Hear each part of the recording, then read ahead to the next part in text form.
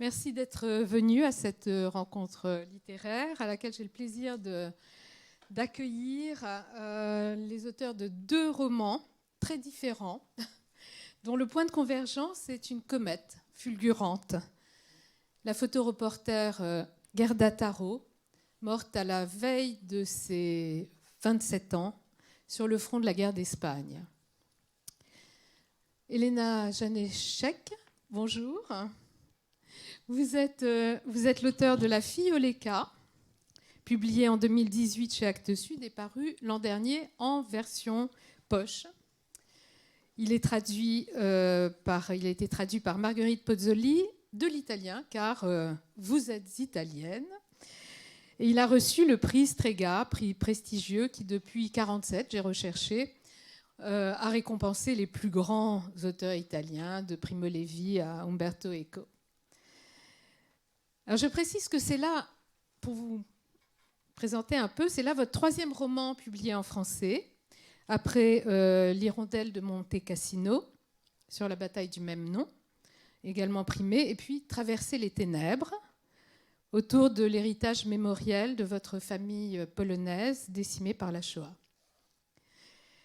Alors merci Elena d'être venue 2000 ans, dont vous ne bougez pas trop d'habitude pour cette rencontre. Par contre, Olivier Weber, vous bougez beaucoup. Vous revenez d'Arménie.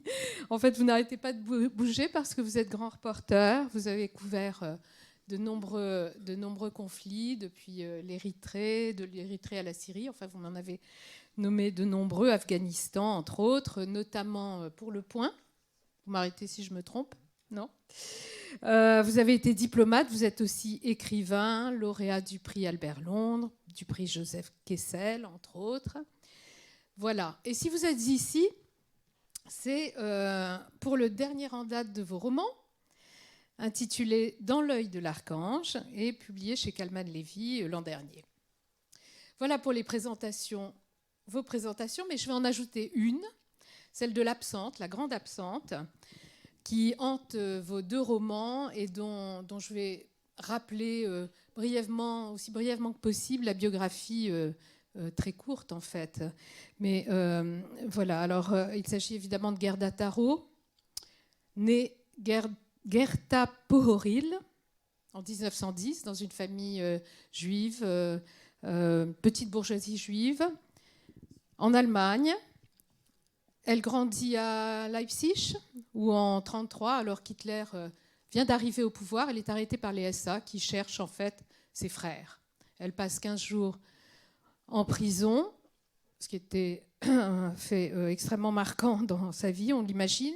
Elle est relâchée et là, elle s'exile immédiatement à Paris. Elle a 23 ans et elle part sans le sou. Paris, Montparnasse, c'est là que converge une foule d'intellectuels, de Willy Brandt à Stéphane Zweig, André Breton, Louis Aragon, bref, tout ce monde, Arthur Koestler, est évoqué dans vos romans et elle fréquente cette intelligentsia très fauchée pour beaucoup, et beaucoup sont des immigrés juifs d'Europe, de l'Est comme elle. Ainsi, ce jeune photographe hongrois du nom de Endre Friedman, qui a 3 ans de moins qu'elle, qui est assez hâbleur et qui est beau et qui est photographe. Et elle l'aide à vendre ses photos. L'actualité est assez forte à l'époque, puisqu'on est en 34, 35, bientôt 36, le Front populaire. Il lui apprend la photo et elle lui trouve un nom. Ce sera Robert Capa, et pour elle, elle s'en donne un, et ce sera Gerda Taro. Et en août 1936, ils partent sur le front de la guerre d'Espagne, avec les Républicains, avec les brigades internationales. Ils y vont, ils reviennent. Leurs photos ont du succès. Et le 26 juillet 1937, fin de l'histoire pour Gerda Taro, qui est renversée par un char républicain lors d'une des plus violentes batailles de la guerre d'Espagne. Accident suivi de funérailles absolument grandioses qu'on a du mal à imaginer aujourd'hui. Aux États-Unis, Life salue la première femme photographe tuée en action. Ses funérailles donc sont grandioses. Elle devient le symbole de la lutte héroïque contre le fascisme. Banderole, drapeau rouge, Aragon fait un discours, Pablo Neruda aussi, on chante l'Internationale et le père de Gerda lit le Kaddish. Et elle sombre dans l'oubli, dans l'ombre du grand Capa, qui sera longtemps célébré comme le plus grand photographe de guerre, mort lui également en Indochine en 1954. Voilà, alors si je me suis permis de faire cette longue présentation de la vie de Gerda Taro, c'est qu'à partir de ces éléments factuels, qu'éventuellement on connaît, nous avons là deux romans très différents. Alors, Elena Janéchek, vous avez plongé dans la vie de Gerda Taro. Et je vous demande, qu'est-ce qui vous appelait là, dans cette trajectoire éphémère ? Bon, merci à tous et à toutes. En avant, je me dois excuser de mon française parce qu'il y a quelques ans que je ne parle plus. C'est pour ça que je veux faire une collection d'erreurs qui... Vous êtes excusé d'avance. Gerda Taro, moi j'avais écrit ce roman précédent, Les Hirondelles de Monte Cassino, qui était un roman qui se déroule autour de cette bataille très importante de la Seconde Guerre mondiale en Italie, qui était une bataille déterminante pour l'avancement des Alliés vers Rome, hein, parce qu'il y a cette ligne de défense allemande très, très forte à cette hauteur. Et là, j'avais rencontré, c'était très important pour moi, le travail de Capa comme reporter, les matériaux iconographiques de Capa comme reporter sur le front, là, et aussi quelques témoignages dans son livre autobiographique Slightly Out of Focus. Et c'est pour ça, je suis allée à une exposition à Milan. C'était l'année plus ou moins 2009, quelque chose comme ça, parce que c'était présenté spécialement comme une exposition de photos de Capa. J'espérais beaucoup de voir bien exposées ces photos que je connais par Internet ou par des livres de la campagne en Italie. Mais il n'y avait que de photos de la guerre d'Espagne et les photos les plus célèbres du D-Day, de débarquement des Allemands en Normandie. Mais en même temps, il y avait dans le même espace la première exposition de photos de Gerda Taro. Et c'était la combinaison de deux expositions, tous les deux organisées par l'International Center of Photography de New York, que je crois étaient combinées de cette manière la première fois là, avec par exemple une série qui mettait au rapport les photos attribuées à Capa et les photos attribuées à Gerda, ce qu'on connaissait ailleurs déjà, avant de la découverte de la valise mexicaine. La série on en parlera. Autour, la photo iconographique du milicien qui meurt, non, le Falling Soldier. Et c'est-à-dire que je me suis allée de là très fascinée par elle, qui n'était pas encore tellement connue, mais au même temps, il faut dire qu'il y avait déjà qu'il y avait cette biographie sur laquelle je me suis basée, et pas seulement sur la biographie, mais j'ai eu la chance de connaître la biographe Irma Schaber, qui n'est oui, qui est une pas biographe seulement allemande, la biographe, oui, mais aussi la personne avec ses recherches, a récupéré les attributions, qui a passé des années et des années dans les archives pour chercher de récupérer l'attribution des photos à Gerda. Et c'était pas tellement, c'était pas simple. Et avec la découverte de la valise mexicaine, c'est devenu bien plus sûr, non? Mais en tout cas, je suis sortie là avec cette fascination de cette figure. Oui. Et avec pour moi, c'est un intérêt privé, mais après la publication de ce roman sur Monte Cassino, il y avait beaucoup de gens qui faisaient cette question, mais comment, bon, toi qui es une femme, tu as écrit un roman sur la guerre. Tu ne connais pas la guerre par expérience directe. Et normalement, je répondais, bon, je pense, toi non plus, non.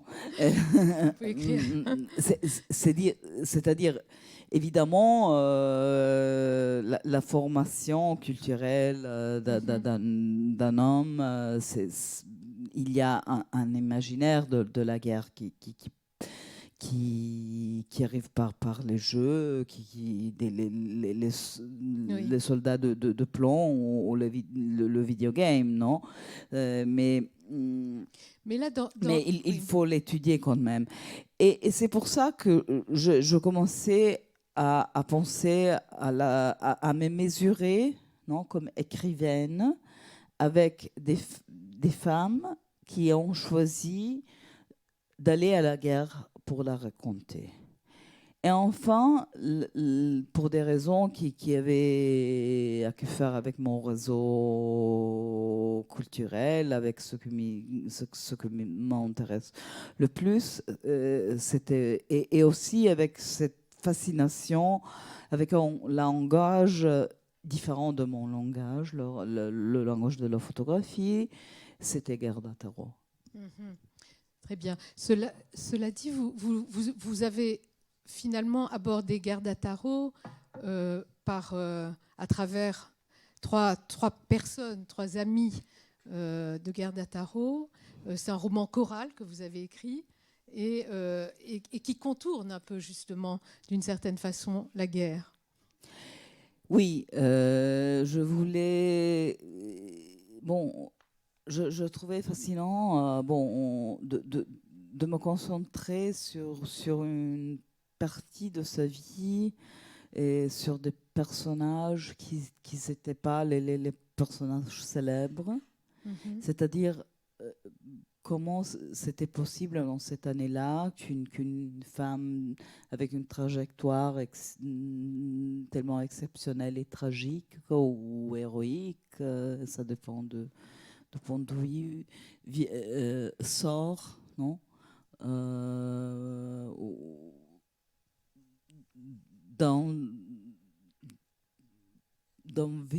d'un destin plus ou moins condivisé avec autre. Et c'est pour ça que je décidais de la faire comme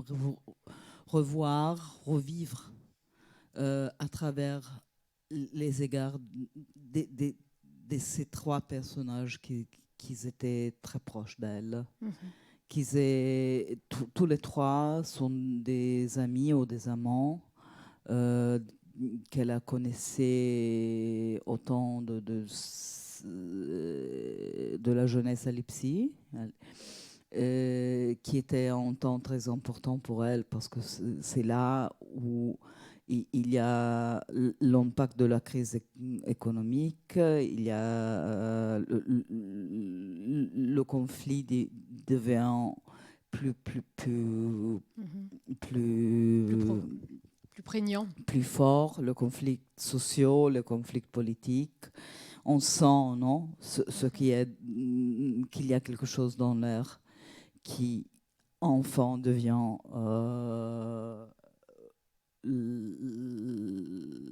la prise au pouvoir des nazis.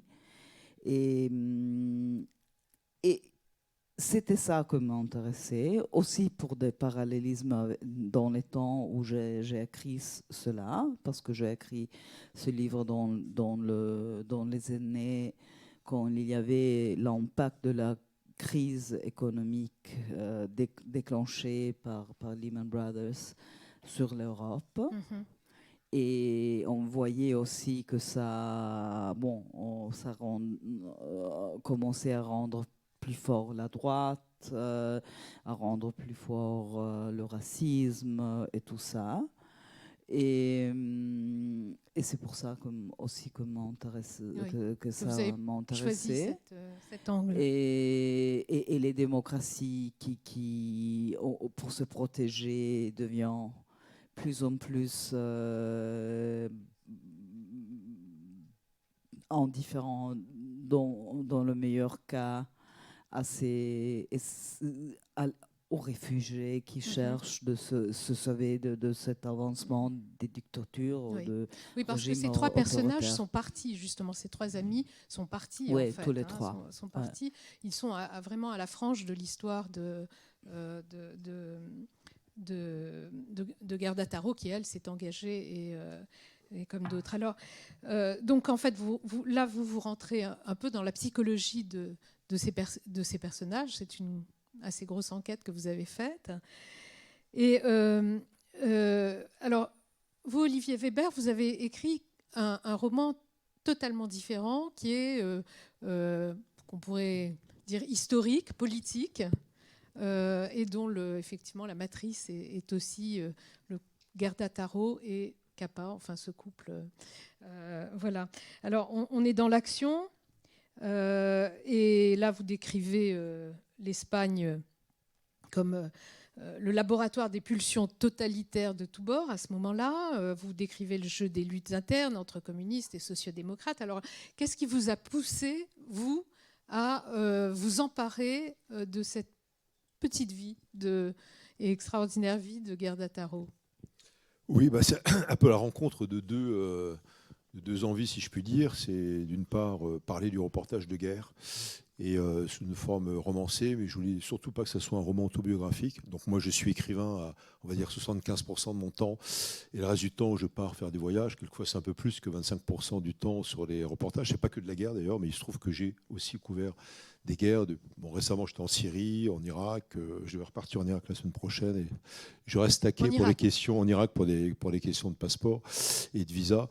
Et je reviens d'Arménie, comme vous le disiez, mais je suis passionné non pas par les guerres, mais par les gens qui vivent ou qui sont obligés d'être dans les guerres, et par l'esprit de résistance. C'est-à-dire comment à un moment des peuples disent non, ou des ethnies, ou des partis. Et donc voilà, comment raconter ça? Et autant il y a des romans d'écrivains qui ont été grands reporters qui sont fabuleux. On peut parler de Malaparté, Vassili Grossman, on peut parler de Hemingway, bien sûr, de Steinbeck. Autant dans les romans contemporains, je veux parler de personne, parce que certains sont des amis, je n'ai jamais été vraiment satisfait. Donc je ne voulais pas passer par un roman autobiographique, je voulais passer par quelqu'un d'autre. Et Gerda Taro, deuxièmement, cette rencontre avec elle, parce que, comme Elena, moi j'en ai entendu parler il y a peut-être 20 ans, ou un peu moins de 20 ans, et je suis fasciné par ce destin de météore dont vous parliez tout à l'heure, Corinne. C'est vrai qu'elle est morte à 27 ans, moins quelques jours, et on se dit que si elle avait vécu 20 ans de plus comme Capa, ou 30 ans de plus, ça aurait été pour moi, je pense, une des grandes photographes du siècle, parce qu'on voit bien sur les photos qui ont été passées, là, qui passent actuellement, le regard qu'elle a sur cette guerre d'Espagne, qui est un regard très attachant, très humain en fait. Très souvent, elle est derrière, elle est aussi sur la ligne de front, mais elle est derrière. Et elle voit comment les gens se comportent, elle voit comment les gens sont heureux ou malheureux. On voit un couple, un moment d'amoureux à Barcelone, qui sont des combattants républicains, donc ces républicains qui se sont engagés donc contre Franco, qui tentaient un putsch contre les républicains de gauche, qui avaient véritablement le pouvoir légitime de 1936 jusqu'à la perte de l'Espagne en 1939.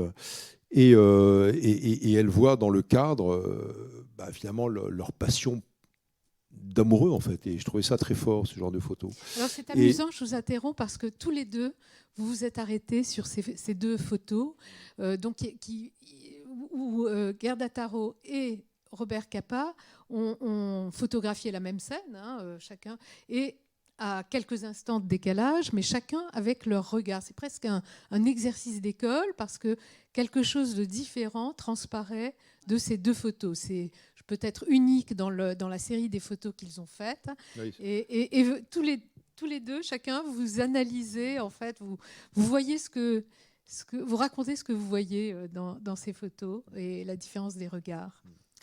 Et oui, ça montre la différence. Et c'est normal, dans un cadre, c'est comme un tableau, on y met un peu ce qu'on veut. Moi, je suis très mauvais photographe. Par contre, quand je suis en zone de guerre, très souvent, je voyage avec des photographes qui sont des grands photographes américains, italiens, allemands, français, parce que Paris est quand même une des capitales de la photographie. Et chaque soir, quand on se retrouve dans nos auberges, nos chayrana, les maisons de thé en Afghanistan, en Asie centrale, ou les hôtels, je leur demande, mais qu'est-ce que tu as vu dans le cadre aujourd'hui? Je trouve ça fascinant. Et j'ai beaucoup appris, d'ailleurs, je rends hommage à quelques-uns d'entre eux à la fin du livre. Et pour répondre à votre question, voilà, moi je voulais aborder faire en sorte que par le roman on se rencontre à la fois cette envie de parler du reportage de guerre. Pourquoi on y va? On a peur, il faut avoir peur. Il faut avoir peur. Moi, j'ai peur quand je vais sur un théâtre de guerre. C'est cognitif. La peur, elle vous borde, elle vous limite. Et c'est très important, surtout, il se trouve que j'ai fait des documentaires, quand on est reporter de guerre pour la presse écrite, française ou britannique, comme je l'ai fait, on est seul. Il y a toujours ce qu'on appelle un fixeur, un stringer en anglais, un accompagnateur. Quand on est en équipe de télévision, on est à plusieurs. Et là, il faut faire encore plus attention parce que je prends comme base le plus petit dénominateur commun. Si quelqu'un a peur, il faut s'aligner sur lui et on trouve une solution. Et raconter pourquoi on y va quand même, et l'engagement, et pourquoi on veut dénoncer, pourquoi on veut témoigner, le témoignage. Voilà. Et puis deuxièmement, la vie de Gerda Taro, parce qu'elle est extraordinaire. Voilà, c'est de l'engagement pour moi aussi. Elle a fait plusieurs allers-retours entre la France et l'Espagne avec Capa, quelquefois seule, enfin quelquefois sans Capa. Et qu'est-ce qui les motivait? Pourquoi ils sont allés chercher le risque? Cette prise de risque, comme on dit, qui définit aussi le goût de l'aventure. Et je trouve ça fabuleux parce que voilà, il y a un engagement. Et je pense que, alors là, c'est le romancier qui parle. Je pense que Gerda avait, comment dirais-je, une fascination pour dénoncer la violence d'une part, et deuxièmement une intuition. C'était pour moi quelqu'un de surdoué, ça se voit dans ses photos. Et elle avait compris que se jouait finalement le galop d'essai de la guerre mondiale. On appelle cela aujourd'hui l'entre-deux-guerres, mais pour Gerda, pour cette époque, des années 30, c'est l'après-guerre. Et c'est des années folles. Et elle dit d'ailleurs, quand elle est avec ses amis à Montparnasse, pas très loin d'ici, elle rencontre même Picasso, elle rencontre Philippe Soupeau, elle rencontre Doisneau, elle rencontre des grands photographes et des cinéastes. Elle dit, mais attention, ce qui se passe en Espagne, c'est une répétition de ce qui se passe dans mon pays, la montée du nazisme. Et vous allez parce voir, qu'elle a connu, elle a vu Hitler à la manœuvre. Elle a été arrêtée, elle a eu horriblement peur, on peut imaginer. Et donc elle vient de la guerre déjà. Elle vient de la guerre. Vous disiez tout à l'heure qu'on cherchait surtout ses deux frères, Oscar et Karl, qu'elle n'a plus jamais revus, qui étaient deux militants socialistes anti-nazis. Et donc, alors ce qui est incroyable, et ça c'est expliqué aussi dans la biographie en allemand, c'est qu'elle arrive, quand elle est emprisonnée donc, par les nazis dans cette prison en Allemagne pendant 15 jours, que vous mentionniez tout à l'heure, elle arrive à séduire intellectuellement le chef de la prison, en disant grosso modo, je suis une bonne Allemande. Elle cite Goethe, elle cite Wagner, etc. Elle arrive à s'en extirper. Et elle fuit vers Paris. Elle va trouver la liberté. Et en fait, elle veut s'engager et elle dit, plus jamais je retournerai dans mon pays. Et moi, j'avais commencé à écrire, pour la petite histoire, en 2008. J'ai écrit une centaine de pages, à peu près, un peu moins de 100 pages. Je me suis dit à un moment, c'est trop pour moi, je ne peux pas me mettre dans la peau de cette femme, il y a trop d'enjeux. Et malgré le roman, parce que le roman, comme disait Carlos Fuentes, avec le roman, on peut se permettre ce qu'on veut. Mais j'ai arrêté, vous savez ce que j'ai fait? J'ai déchiré la centaine de pages. Je n'ai plus jamais relu ces 100 pages. J'ai laissé peut-être un petit peu bouillonner aussi en moi, et j'ai repris ça, donc 10 ans après à peu près, on va dire. Et donc voilà.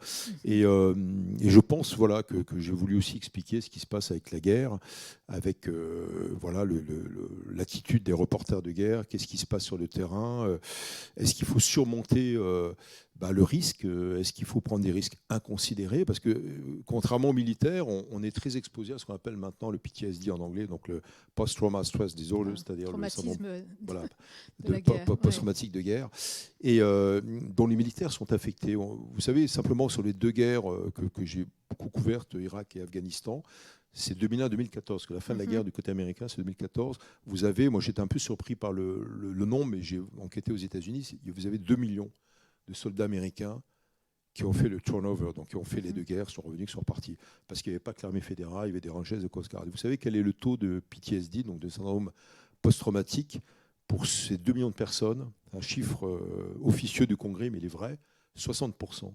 Vous avez 1 200 000 soldats qui sont affectés par ce syndrome. Ça veut dire, il y a 4 ou 5 pathologies, enfin, si je puis dire, ou effets. Il y a la violence conjugale, il y a l'alcoolisme aggravé, et il y a la drogue dure, comme l'héroïne, bien connue pour les vétérans du Vietnam. Et puis, ce qui est rédhibitoire, c'est le suicide. Et les suicides ont fait plus de morts pour les vétérans, qui sont assez jeunes d'ailleurs, qui rentrent de ces 2 guerres, que sur place pendant 14 ans. Et les journalistes ou les reporters ou les écrivains voyageurs sont affectés également par cela. Mais alors, paradoxalement... Et je voulais témoigner de ça dans les livres. Oui, une des raisons pour laquelle je donnais pas trop d'espace à CAPA, c'est parce que je pense que selon notre point de vue d'aujourd'hui, CAPA c'est devenu le mythe par excellence du reporter de guerre, et c'était paradoxalement devenu un grand mythe américain, non? Un mythe des années. C'est le fondateur de Magnum aussi, et donc je veux dire, il n'a cessé jusqu'à sa mort de prendre de l'ampleur. C'était un mythe comme des autres figures un peu de cette année-là, de l'année de la guerre et de l'après-guerre en Amérique, non, comme Hemingway, comme Steinbeck, comme ses amis, ses copains, comme un certain new journalism, non, cet esprit de l'aventure, cet esprit aussi le jeu, un certain côté maudit, non, mais selon notre point de vue d'aujourd'hui, certaines choses du CAPA, on pourrait les lire comme le typique syndrome post-traumatique de reporter de guerre. Ah oui. En son cas,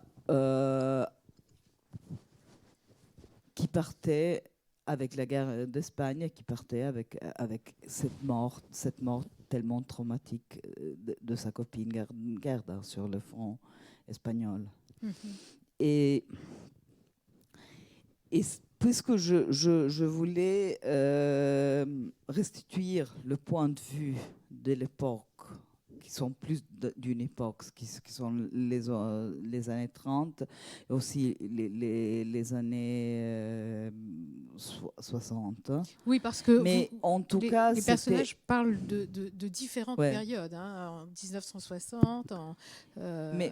Mais en tout cas, aussi en 1960, on n'avait pas la sensibilité et le sur les soldats, oui, mais sur ce qui se passait avec le reporter, c'était pas encore, comment dire, en quelque chose d'accepté communément. Et c'est une des raisons, parce que je me sentais pas complètement refaire l'image de CAPA, mais c'était bien de restituer l'image de CAPA comme un des copains de Gerda, à travers l'égard de ces hommes qui étaient des copains, des amants en avant. Mais vous parliez de la peur, par ailleurs, au travers notamment de votre roman, on ne voit pas la peur, on ne ressent pas la peur de Gerda. On a l'impression que c'est quelqu'un qui n'a pas peur. C'est assez... Alors, oui, après, c'est le romancier qui qui parle. Inconsciente, optimiste. C'est une petite bourgeoise au départ. C'est pas une intellectuelle. Oui, alors c'est quand même une famille très cultivée, une famille bourgeoise, effectivement, vous l'avez dit, allemande d'origine polonaise. Mais ce qui m'intéresse d'ailleurs dans les romans ou les romans biographiques, parce qu'on s'inspire toujours quelque part du réel, ou de ce qu'on a vécu, ou de ce qu'on aimerait que nos personnages aient vécu, c'est la rupture. D'un coup, elle est en rupture avec son pays. Et elle dit plus jamais j'irai en Allemagne. L'Allemagne c'est fini, c'est le nazisme qui est là pour longtemps, mais je vais faire en sorte que le nazisme ne gagne pas ailleurs. Et donc il y a ce côté engagement, il y a ce côté téméraire, effectivement. Donc après c'est une sorte d'équilibre, de péréquation. Quelle est, comment dirais-je, la limite de la peur et quel est le désir du courage? Et à un moment, on se dit, si j'ai peur, je suis lâche. Et je pense que Gerda a surmonté ses peurs. Est devenu reporter de guerre, hein, parce que c'était ça. Et moi, ce qui m'intéressait aussi dans ce personnage, c'est le fait que ce soit d'abord une femme. C'est assez rare à l'époque, hein, une femme reporter de guerre, photographe de guerre. Et deuxièmement, c'est la première reporter de guerre, photographe de guerre, femme morte sur un théâtre d'opération. Et j'ai lu beaucoup de livres, j'ai lu à peu près 70 livres dans 5 langues différentes, pour mieux justement comment dirais-je, me débarrasser de la matière historique, ne pas faire d'erreurs sur ce qui se passe en 1936 sur le front espagnol, à Madrid, à la cité universitaire ou à Barcelone. Et en même temps, pour mieux après, comment dirais-je, me plonger dans la peau des personnages. Et il y a, dans la biographie en allemand, qui est sortie dans les années 2000, l'unique biographie qui est complète, il y a 2 lignes. De la part d'un jeune intellectuel anti-nazi allemand qui rencontre Gerda Taro à Paris, qui était à Oslo et qui va devenir aussi correspondant de guerre, mais sans connaître la guerre à Barcelone. Et ce jeune militant socialiste, vous savez comment il s'appelait? Willy Brandt. Il va devenir, donc là, dans les années 30, il va devenir 30 ans plus tard, à peu près, ou un peu plus, chancelier d'Allemagne. Et à mon avis, il était totalement fou, amoureux de Gerda, comme beaucoup. Et il apprend la mort de Gerda Taro. Il est à Paris d'ailleurs, il revient de Barcelone, et il dit, alors c'est 2 lignes, vraiment 2 lignes dans la biographie, et moi ça a fait tilt dans ma tête, ce qui m'a permis de relancer les 100 feuillets que j'avais détruits. Il dit, mais Gerda Taro n'a pas été renversée par un tank républicain, elle a été assassinée. Et bon, évidemment, la vérité historique, c'est qu'elle a été renversée par un tank républicain. Dans le roman, je fais en sorte aussi que ce soit le tank républicain qui l'a... Oui, on ne va pas en dire plus. Voilà, mais, on va pas en dire plus. Cela dit, mais il y a des commanditaires derrière. Voilà. Et évidemment, alors c'est aussi le but du roman, c'est d'expliquer que toute guerre n'est pas manichéenne, tout noir, tout blanc. C'est pas si simple que ça. Et la guerre d'Espagne en est un bon exemple parce qu'il n'y a pas eu de catharsis, il n'y a pas eu de procès, il n'y a pas eu de jugement. Il n'y a pas eu de vrai pardon, etc. Et je débattais à Étonnant Voyageur à Saint-Malo Festival avec un grand écrivain, j'étais ravi d'être avec lui d'ailleurs, Javier Cercas, espagnol, et qui dit ça dans ses romans. Il dit encore aujourd'hui, dans les familles espagnoles, il y a le camp républicain et le clan, peut-être pas des fascistes, mais des pro-franquistes. En tout cas, ce n'est pas encore totalement évacué. En tout cas, ils sont anti-républicains ou anti-gauche, etc. etc. Et moi, ça m'a passionné parce que voilà, à partir de quand une guerre s'arrête, à partir de quand il n'y a pas un rebond, j'ai vu ça dans quelques guerres, y compris dans un des 4 grands génocides du siècle. Il y a le génocide des Arméniens, le génocide des Juifs, le génocide des Rwandais et le génocide des Cambodgiens. 75-79, ça a commencé mentalement à Paris, rue Saint-André-des-Arts, dans la chambre de Ieng Sary, qui était le chef futur des Pol Potistes avec Pol Pot. Il n'y a pas eu de tribunal international. Et en fait, pardon.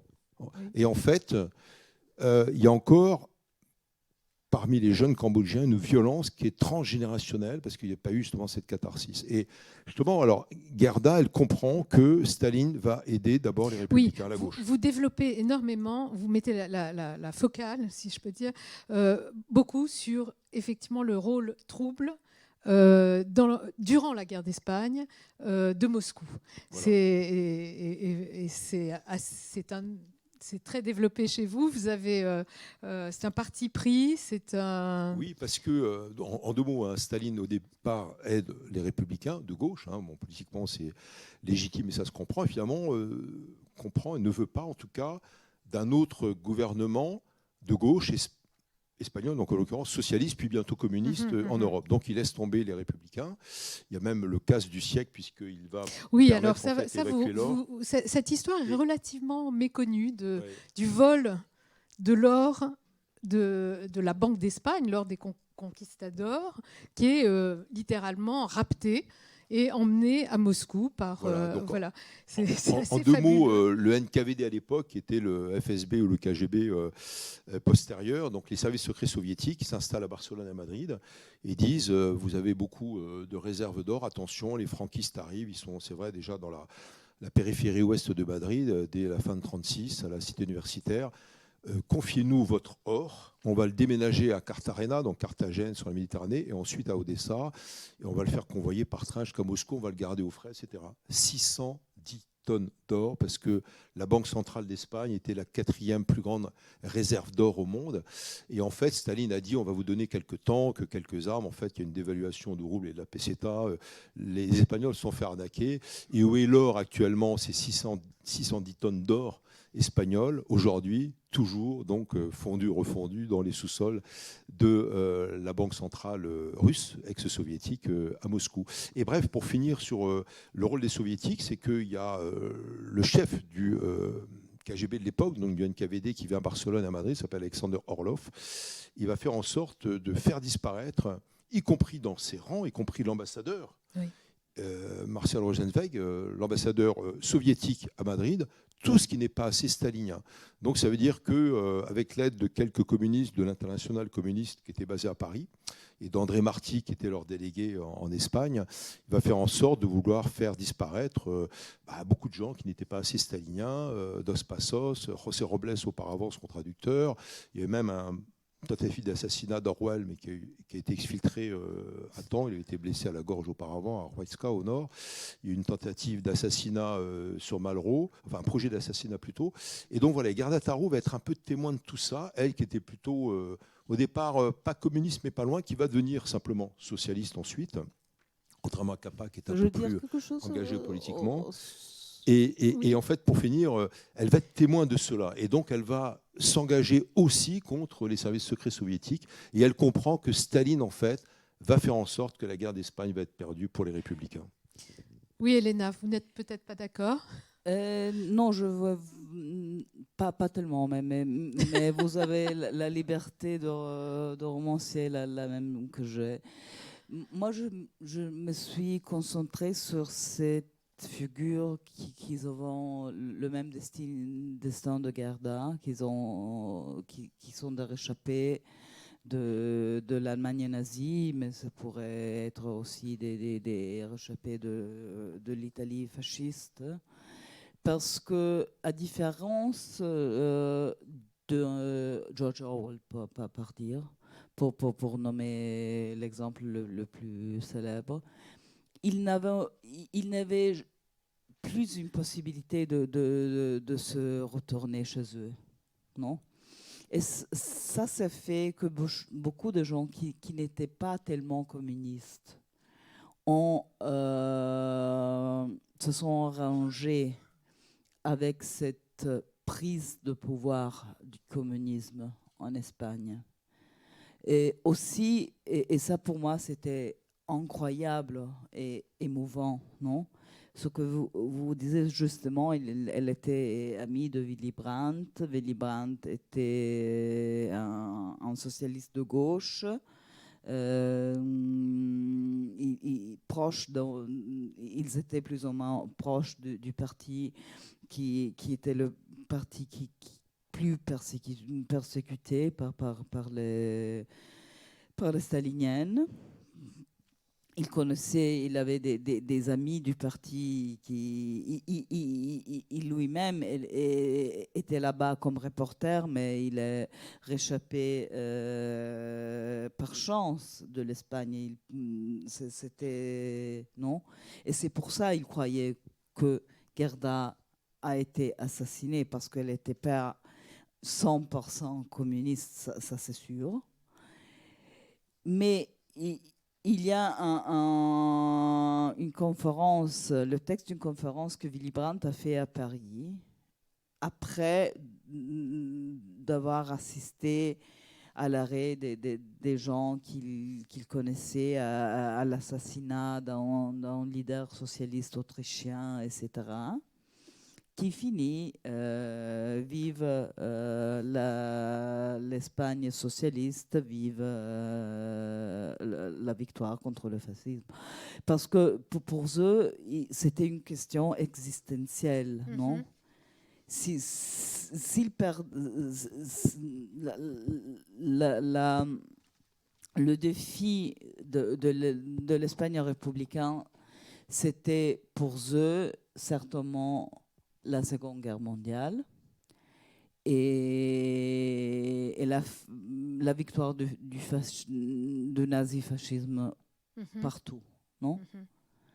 Et c'est pour ça beaucoup de son genre, pas tout,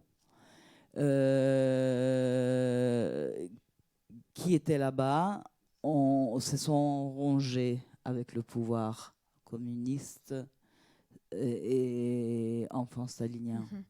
Et ça c'était aussi le cas de guerre d'Actar, de Capa, je pense. Mais pas pour quelque chose de tragique, non? Oui. Et enfin, je crois que nous sommes d'accord sur ça, ce qui s'est passé en Espagne, à cause de la décision de ne pas intervenir, de ne pas supporter par les démocraties libérales. Oui, c'est-à-dire que la France et l'Angleterre ont signé c'était un accord de non-intervention. C'était la victoire en Espagne et du fascisme et du communisme stalinien, qui n'était pas du tout majoritaire en avant, qui a vraiment eu la première grande victoire en Espagne, politiquement, pour le trahir, contre les démocraties. pour trahir la cause espagnole.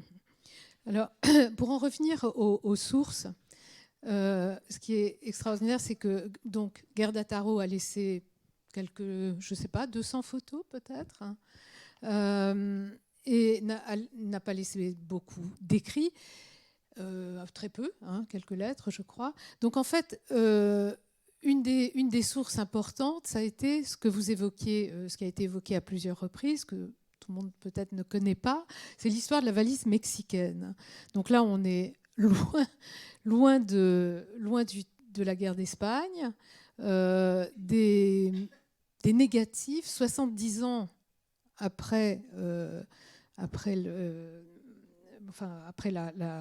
guerre, en fait, des négatifs, une valise contenant des négatifs, enfin 3 boîtes de négatifs, est retrouvée au Mexique. Et donc ces 3 boîtes, il y a des négatifs de Capa, des négatifs de Gerda Taro et des négatifs d'un autre grand photographe, David Seymour, dit Chim. Voilà. Alors, est-ce que ces photographies, qu'est-ce que vous évoquent? Vous l'avez évoqué, cette histoire de la valise mexicaine. Qu'est-ce qu'elle vous raconte, Elena, cette histoire tout à coup de ressurgissement, de fin de l'oubli finalement, ou de sortie de l'oubli pour Elena? Oui, c'est l'histoire d'une... Pardon, je précise que cette valise mexicaine a fait l'objet d'expositions en 2007 à New York d'abord, puis notamment Hommage, une grande exposition en 2013, il me semble. Voilà. Après Arles d'ailleurs. Voilà. Oui, c'était... Bon, c'est une chose formidable. Et ce ce qu'on voit avec cette conservation de cette négatif et la mission pour laquelle l'ami et l'assistant de Capa, Chiquivais, a fait du tout pour sauver ces matériaux pendant l'occupation de la France avec la Wehrmacht qui arrivait à Paris. C'était parce qu'il faudrait sauver l'épreuve, ce qui était la guerre d'Espagne, ce qui était la résistance de l'Espagne. C'est ça. C'était, ils sont là parce que le sauvetage de ces photos, que je pense ont été sélectionnés exactement pour leur valeur de témoignage. Et pas parce qu'il y avait, mettons les trois auteurs sur le même niveau. Alors, et témoignage d'un engagement, on en revient à cette question. Témoignage de la guerre et témoignage de l'engagement et des photographes. Exactement. Et de tous ceux qu'on voit là. Alors les brigades internationales, on en a peu parlé pour l'instant, mais c'est quelque chose qui est extrêmement, c'est un engagement qui vous a visiblement pris d'émotion dans votre livre. C'est très bien montré par les photos de Capa et de Garda. Donc là aussi, il y a une déception par rapport au communisme et à la prise de pouvoir par Staline, justement, ou par les agents d'abord, il y a un engagement. Il y a quand même 45 000... Il y a 50 000 brigadistes internationalistes de plein de pays, Tchécoslovaquie, d'Allemagne, tout ce qui était anti-nazi, 50 etc. pays, je crois. Oui. Et il y avait, pratiquement 50 pays. Donc il y avait des Canadiens, des Américains. Il y a même une brigade Abraham Lincoln avec encore une association qui existe aujourd'hui à San Francisco, qui célèbre une forte proportion de Juifs, puisque j'ai calculé, d'après les chiffres, 20% d'émigrés juifs sont partis dans ces brigades internationales combattre. Pologne, Allemagne, États-Unis aussi, Canada. D'ailleurs, l'amant de Garda dans le roman est un Canadien. Alors, je pense là où c'est intéressant, c'est que lui est à la fois du côté professionnellement de Capa et de Garda, parce qu'il est journaliste au Toronto Star, un journal canadien. Vous l'avez créé, ça c'est un personnage de fiction. De fiction. Oui. En même temps, il y a une histoire vraie avec un Canadien. L'autre amant, le vrai amant de Garda, que je n'ai pas voulu nommer, j'ai voulu refaire l'histoire. De toute façon, on a très très peu d'éléments sur ce jeune amant qui avait 20 ans. Et en même temps, donc, il est brigadiste, il est engagé un temps, donc pendant quelques mois dans la brigade internationale. Et ce mouvement est extraordinaire, il est mythique, il fait encore rêver aujourd'hui par rapport à certains conflits que je ne veux pas nommer, mais c'est vrai qu'il y a encore cet esprit d'engagement que j'ai pu voir, même avec des humanitaires français, les fameux French Doctors, qui disent à un moment, mais pourquoi on va soigner si demain, les blessés qu'on répare, on va être tués? Il faut prendre les armes. J'ai vu ça en Amérique centrale, j'ai vu ça en Irak, en Syrie, en Afghanistan, même si certains ne sont pas passés à l'acte, la plupart d'ailleurs. Mais cette motivation est très importante. Et les brigades internationales, c'était un vrai mouvement où les gens arrivaient même par bateau jusqu'au Havre et redescendaient. Bon, bien sûr, de France, je l'ai mentionné. Et donc, voilà, il y avait cet engouement, si je puis dire, pour défendre la cause républicaine contre l'agression franquiste qui a été détournée ensuite, donc kidnappée, on va dire, par les services secrets soviétiques. Et donc, ça traverse le roman. Et Garda va photographier cela. Robert Capa aussi va photographier cela. Et ça fait partie justement de la prise de risque, ça fait partie du témoignage, ça fait partie de l'engagement. Et derrière, il y a cette motivation que de dire, mais attention, ce qui arrive, c'est beaucoup plus grave qu'une simple guerre entre deux partis, on va dire, les républicains et les franquistes. Ça va concerner l'Europe entière, voire le monde entier, parce que les pays occidentaux, les démocraties, baissent les bras et font acte de non-intervention. Donc c'était Londres et Paris en particulier. Et donc voilà, c'est vrai que ça résonne en moi parce que j'ai beaucoup. Je crois que ça résonne beaucoup en ce moment. Ça résonne beaucoup en ce moment.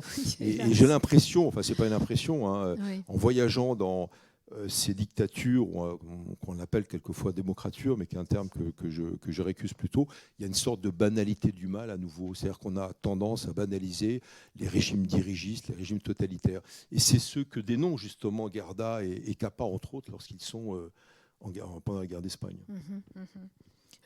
Alors, je parlais des sources tout à l'heure. Vous, Elena, vous avez lu beaucoup, un peu, beaucoup regardé les photos. Qu'est-ce qui a joué pour vous comme alimentation de votre roman? Ça devient ennuyant, je pense. Ah, Parce que je lis beaucoup, oui, d'accord. surtout les périodes. C'est-à-dire, probablement la chose la plus intéressante, c'est le type de travail fait en dialogue avec les sources photographiques. Oui. Pour moi, ce livre commence comment s'il vraiment sortait des photographies, les deux photographies de ce couple de miliciens républicains anarchistes à Barcelone, qui ont des ressemblances avec Gerda oui, c'est un peu un et miroir. Kappa, qui prend les deux photographies. Et pour moi, c'était important que, comment dire, le premier impact avec ce livre, avec une photo prise par Gerda, qui reflète, Qui reflète, qui reflète, réfléchit. qui reflète son égard, quelque chose, non? Oui. En même temps, avec cette volonté d'être là pour faire un service à la cause républicaine, bien sûr. Et il y a aussi dans l'épilogue toute cette histoire de la valise mexicaine et tout ce à travers de la valise mexicaine, on peut se raconter d'une façon un petit peu différente de leur vie, de Kappa et Gerda et ses liens avec ces autres personnes qui s'étaient tellement forts qu'ils ont résisté la mort de tous les deux. Je pense, pour moi aussi, cette perspective de raconter ces relations entre ces gens très jeunes qui se sont venus en Allemagne, qui se sont retrouvés à Paris, qui se sont en certains cas retrouvés oui, ils ont tous dans les 20 ans à cette époque-là. Oui. en Espagne. Comme ça aussi, cette proximité, ce rencontre des relations très fortes, quand il n'y avait plus de patrie, plus de famille, plus rien de ça, et se renventer, on cherchait de se renventer une forme de relation nouvelle, c'était aussi pour moi une partie de cet esprit de résistance. Oui, et qui est un peu un miroir aussi, pour vous. Oui et non. Pas la résistance, mais cet exil, à la fin, on ne va pas dévoiler la fin de votre roman, mais vous racontez en fait ce que vous voyez dans ces couples qui ont passé toutes ces épreuves. Ouais, et c'est très personnel. Oui, une chose personnelle. Bon, mon père, il était vraiment plus ou moins 5 ans plus vieux de Kappa. Ma mère pourrait être une cousine jeune de Gerda. Et c'est-à-dire qu'il y a un certain, dans le cas de ma mère, une génération de différence. Dans le cas de mon père, c'était moins d'une génération. Et c'est-à-dire que venant d'une famille plus ou moins juif de l'Est qui est fini en Allemagne, survécu à la Shoah, j'ai senti aussi que aux côtés de ce traumatisme, il y avait une force vitale, une volonté de se reprendre de la vie, de recommencer, Et c'est cela que vous voyez dans ces trois personnes que vous mettez en scène après et ça, la guerre. c'était quelque chose que certainement j'étais sur ces trois personnages et spécialement sur Gerda. Alors, comme Gerda a peu écrit, qu'il y a des sources assez lacunaires, finalement, il y a une grande part d'ombre qui plane sur la vie de Gerda. Il y a beaucoup de questions sur jusqu'où était... D'autant plus qu'elle est devenue, comme vous l'avez dit, je crois, vous l'avez écrit quelque part dans votre roman, vous dites qu'elle est devenue une légende vivante le jour de sa mort. Alors une légende, on peut en avoir plusieurs versions, toutes sortes de versions. Par définition, la légende se prête aux versions. Et alors, elle a tout de suite été érigée en révolutionnaire. Même la biographie qui a été publiée en France, dans son titre dans sa traduction, le titre n'est pas le titre allemand, mais en 2006, elle est taxée de photographe révolutionnaire dans la guerre d'Espagne. Alors, est-ce que c'était une révolutionnaire? Jusqu'où est allé son engagement? Alors, moi, je me suis basé sur des faits historiques pour évoquer sa mort et la récupération politique de sa disparition. Mais bon, encore une fois, c'est le romancier qui parle.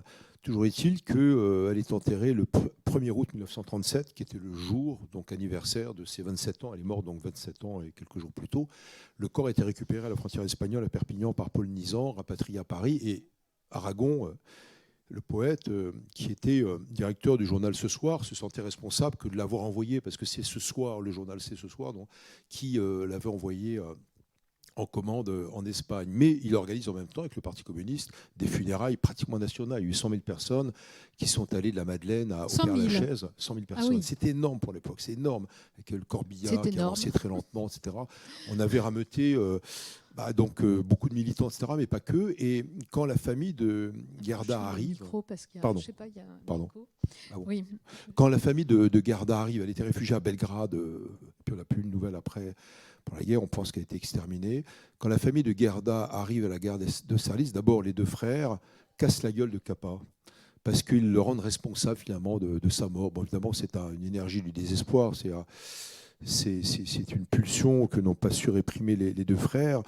Mais évidemment, il y a une communion dans la douleur. Capa ne s'est jamais vraiment remis de cette mort. Il était ivre de douleur. Il voulait se marier avec elle, alors qu'elle, Gerda, ne voulait pas se marier avec Capa. Elle voulait rester une femme libre. On peut la comprendre. Et le roman essaye aussi de rentrer dans voilà, cette liberté de mœurs qu'elle revendiquait, parce qu'elle dit j'ai failli être morte après ces 15 jours d'emprisonnement par les nazis, je vais jouir de la vie. Puis c'est ma manière aussi de dire non à la mort, etc. Et toujours est-il que la famille est très mécontente que le Parti communiste français, le PCF, récupère politiquement sa mort. Et donc voilà, donc il y a une sorte d'instrumentalisation de sa disparition. Et en même temps, c'est vrai, vous le disiez, c'est comme une icône parfaite en fait pour le Parti communiste et bien sûr pour les partisans donc, des brigades internationales qui étaient encore plus ou moins sous contrôle. Après, il y aura de plus en plus de scissions, mais dans la première partie de l'histoire des brigades internationales qui commence, on va dire, à la fin de 1936 véritablement, donc à l'automne 1936, donc quelques mois après le déclenchement du putsch de Franco, qui va réussir 3 ans plus tard, parce que la guerre donc dure de 1936 à 1939. Et donc voilà, il y a eu cette volonté de récupération. Et là, donc, effectivement, pour beaucoup de brigadistes, c'était une déception aussi. Et ils ont su que Gerda n'était pas une militante communiste. Elle était restée socialiste, même si elle a eu au départ des sympathies communistes. Mais bon, alors encore une fois, il y a la part des choses. Et après, ce qu'on sait, comme vous disiez, sur les zones d'ombre. Et moi, je fais en sorte qu'elle critique justement cette irruption des services secrets soviétiques parce qu'elle pressent, elle a cette intuition, et je pense véritablement que c'est quelqu'un de surdoué, y compris dans sa photographie, mais aussi par son explication du monde politique et de ce basculement qui va venir. Et c'est là qu'elle dit, mais attention, nous allons sombrer dans le nazisme, en tout cas dans les totalitarismes, à la fois le nazisme et le soviétisme, ce qu'a dénoncé aussi Vassili Grossman dans Vie et Destin. Donc voilà, pour moi, c'était presque un personnage extraordinaire aussi dans le roman, parce qu'au-delà du cadre, au-delà de la photographie, il y a toute cette énergie de dénonciation et puis cette conscience justement du basculement à venir en Europe. Oui, et ce qui n'empêchera pas effectivement qu'elle soit complètement récupérée. Alors François Maspero, qui a écrit un petit livre sur Gerda Taro, j'ai noté qu'il révèle qu'il y a eu en RDA, alors en France, il y a eu des rues Gerda Taro, évidemment, qui ont été gommées par Vichy, donc assez rapidement. Mais en RDA, ça a perduré bien plus longtemps. Il y a une rue à son nom à Leipzig qui est sous-titrée « Jeune communiste, cofondatrice des brigades internationales, tombée en 1937 en Espagne dans le combat contre le fascisme ». Alors ça, c'est fabuleux. Voilà, on voit là l'ampleur de la désinformation et de la récupération.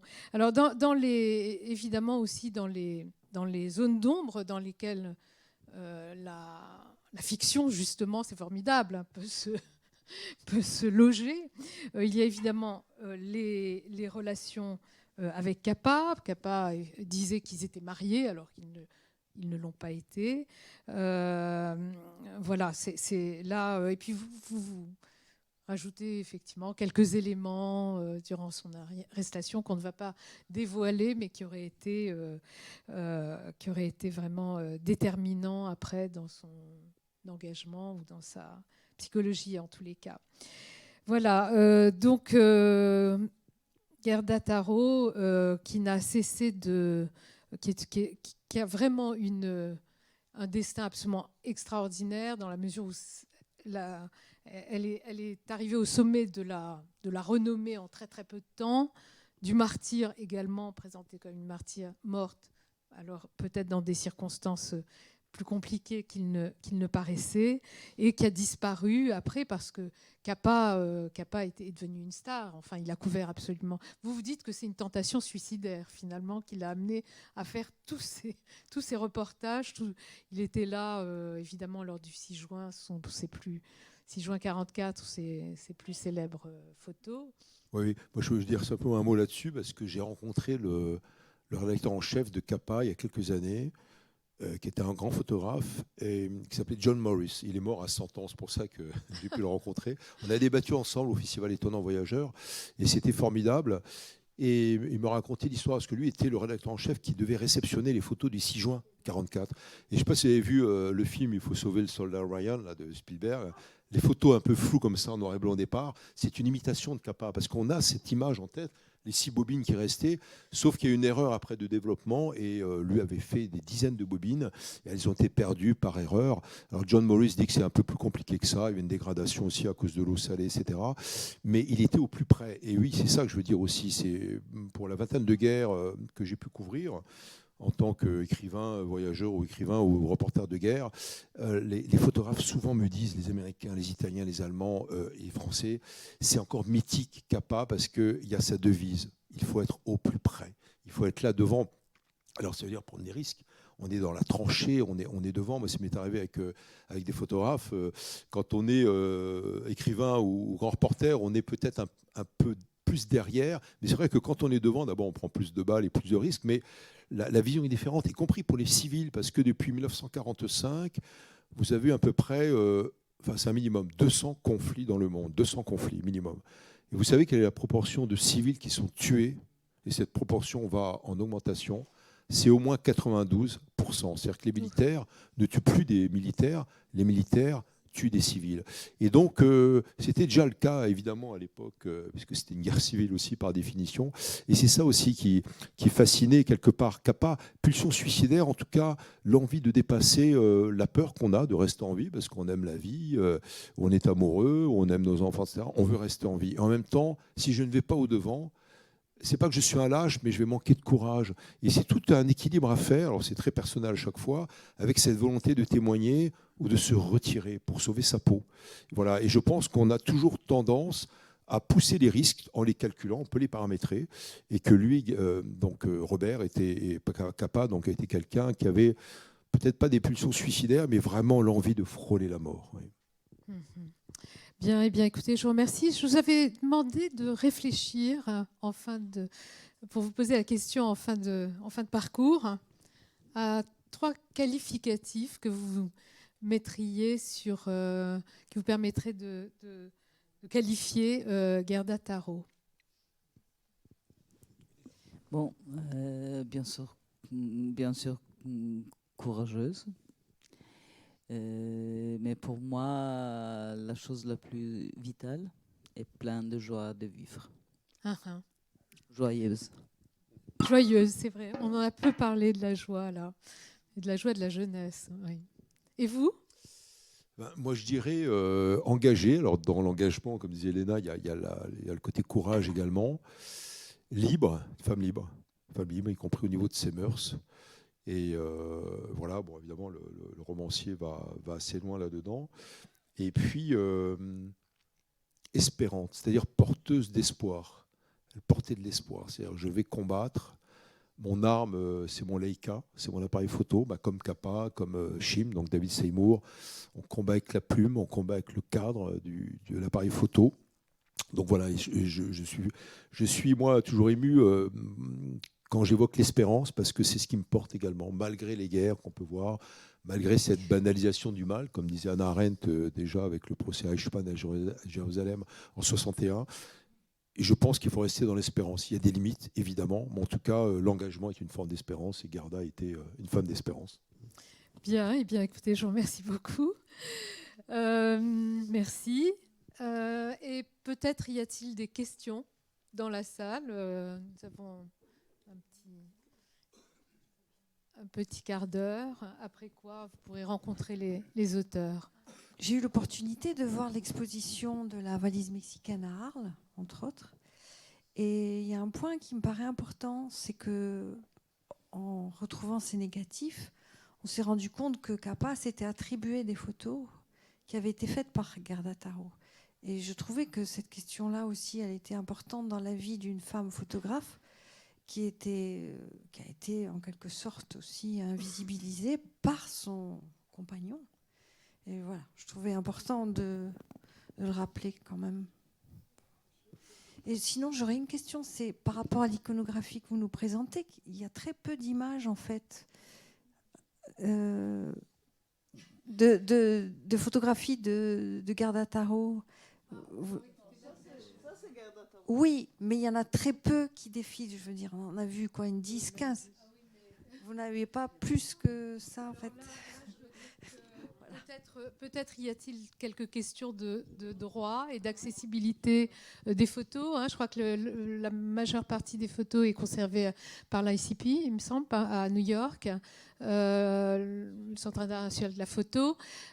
Donc là, effectivement, on pourrait espérer d'ailleurs avoir une nouvelle exposition une grande rétrospective Gerda Taro qui n'a pas eu lieu en fait. Il y a une expo où elle était présente, c'était une expo sur les femmes photographes de guerre. Oui, absolument.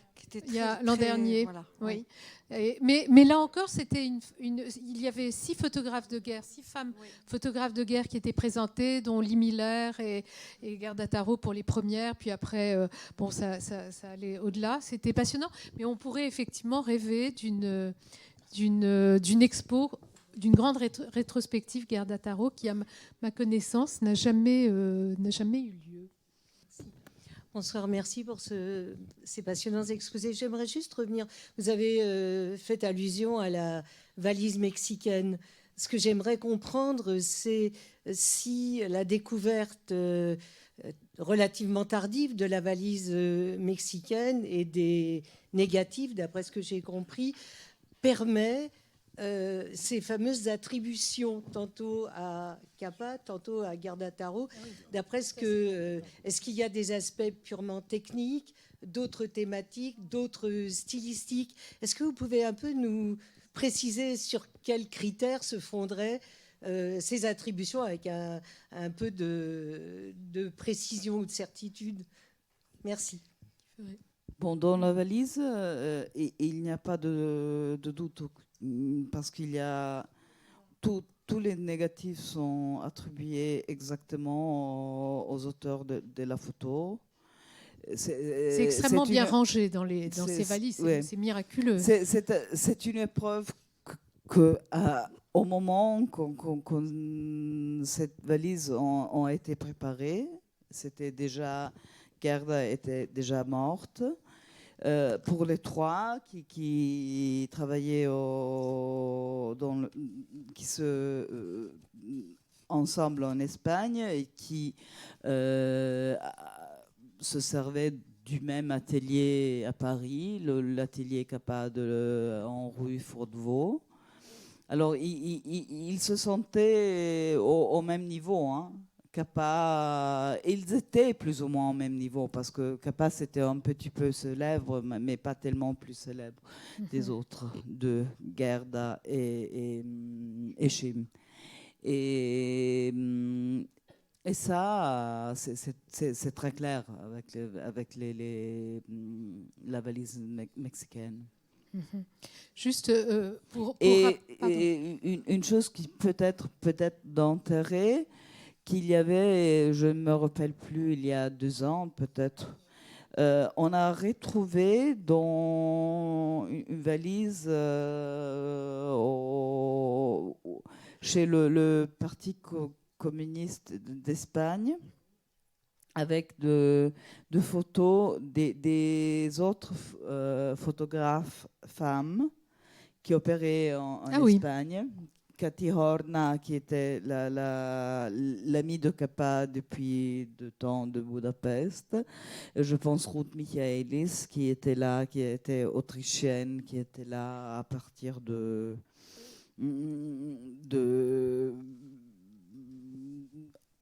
avant de la guerre. Et qui est preuve que cette femme qui était, on savait qu'elle la collaboration de cette femme avec des journaux.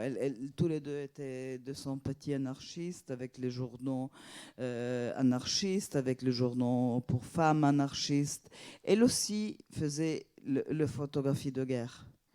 C'est-à-dire que, oui, il y avait plus de photographes femmes de côté de républicains qui allaient sur les fronts. Finalement, il y a beaucoup de photos qui peut-être on va découvrir encore.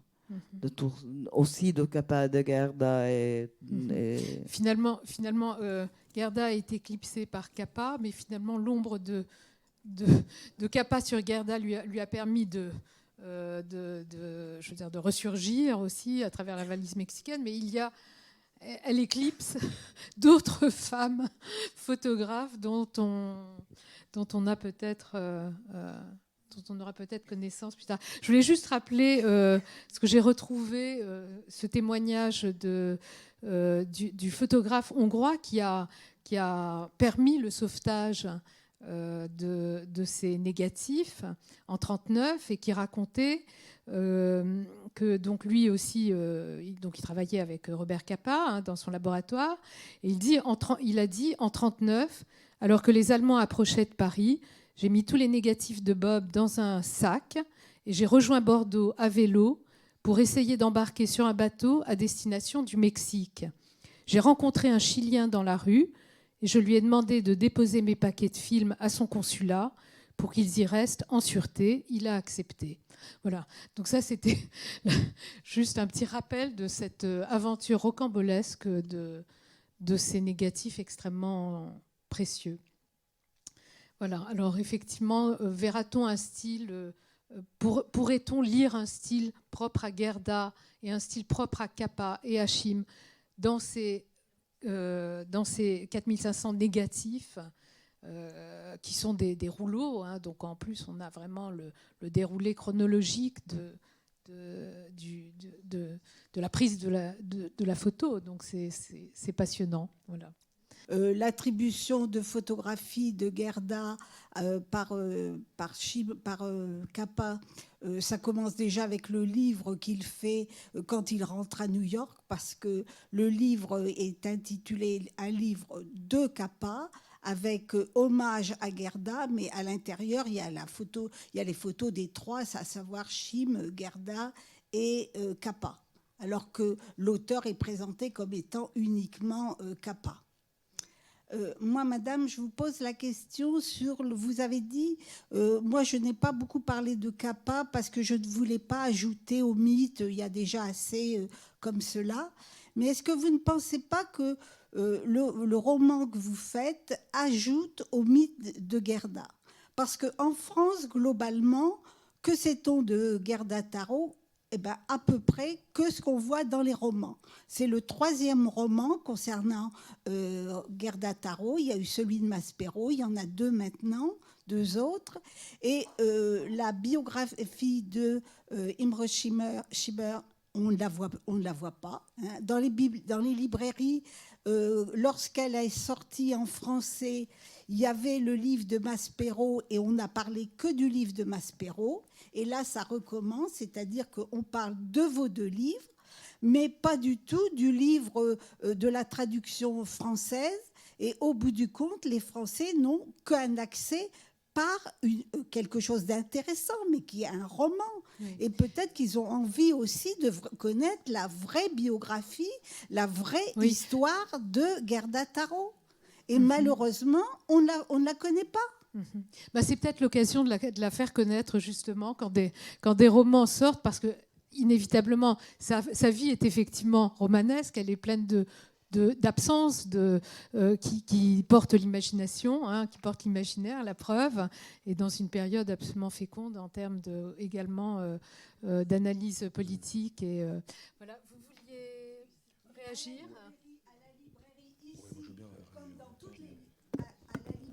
Ici, comme dans toutes les librairies actuellement, il n'y a pas la biographie de Gerda. Il y a les romans. Vous avez raison. En effet, c'est l'occasion. Ah bon, je